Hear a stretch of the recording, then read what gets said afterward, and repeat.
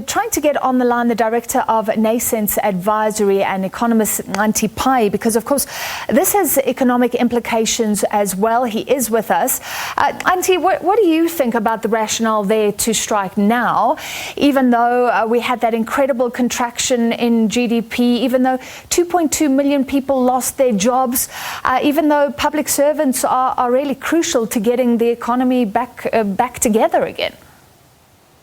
Look, I mean, I think one always asks, and I think that this is a question I like to raise all the time. What is the outcome that we are trying to reach? Or what is the answer the question we're trying to answer? And I've sort of tried to read as much as possible, and I was listening to Mr. Babi, and it makes it very difficult to understand.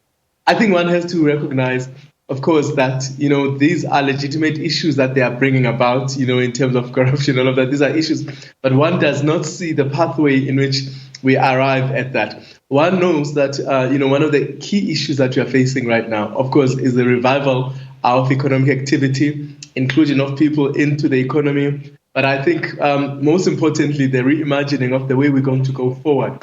Now, I think one imagines you want, first of all, to make sure that, the ways of the past have been dealt with and that we've been moved on. I think that's important. But then the second part of that discussion is also about, making sure that in the new economy, of course, we bring in all the elements that they talk about, of fair pay and all of that. But I'm not so sure that appears very clear in a strike rather than actually the discussions we could have.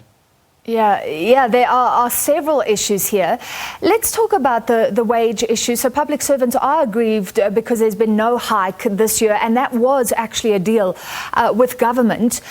So is that fair enough to demand, according to some reports, an above inflation hike?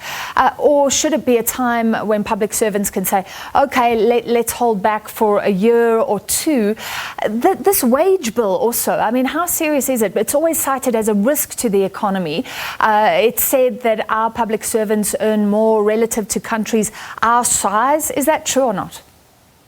I think that the first important thing is that, we know that one of the things that this multi-year agreement was supposed to do was to actually allow us, or to help us to get to a point where we stabilize the wage bill, so we could have a 3-year agreement, and that would allow government to plan properly so that we know that, the situation is stable. We don't have to renegotiate every year.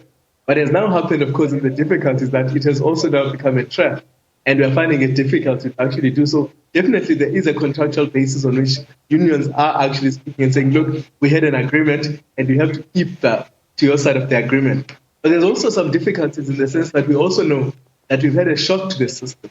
We have had some major problems that we understand we are dealing with. And one of the things that we are actually looking at now is to say, how do we reimagine that? We know that, debt is actually really frightfully high. We know that, of course, there's been corruption that has led to that. We also know all the issues that have come up. But it does not help that we actually are not to find a solution that actually both saves us from the precipice, but at the same time sustains conditions of workers that actually will work. Yeah. I think the about our wage is higher than most. I think we recognize that our situation is slightly different. That people have talked about. It's not so much the wage bill itself, as opposed to how quickly it has grown over time. And I think one has to notice what is the comparison that we are making, and if it is a fair comparison. Many of the comparisons I've seen are not fair comparisons. They actually sometimes speak about, for example, the trajectory of the rise. So we know, for example, many workers in South Africa were kept during apartheid, and certainly now, in terms of inequality issues, that they are basically lower than most of their peers, and they've had to catch up. And so sometimes when you're catching up, it looks like those increases are high. But there is no doubt that the wage bill is dangerously high, and that we need to actually make sure that it is something that we work towards making sure that it becomes more sustainable.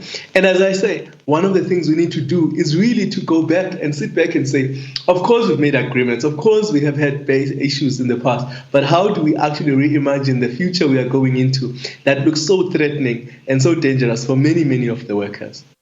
Well, finally, all right, we'll have to leave it there. You were breaking up, so I wanted to clarify an issue, but hopefully we'll chat again. Thank you very much, Director of Nascence Advisory and economist Xhanti Payi.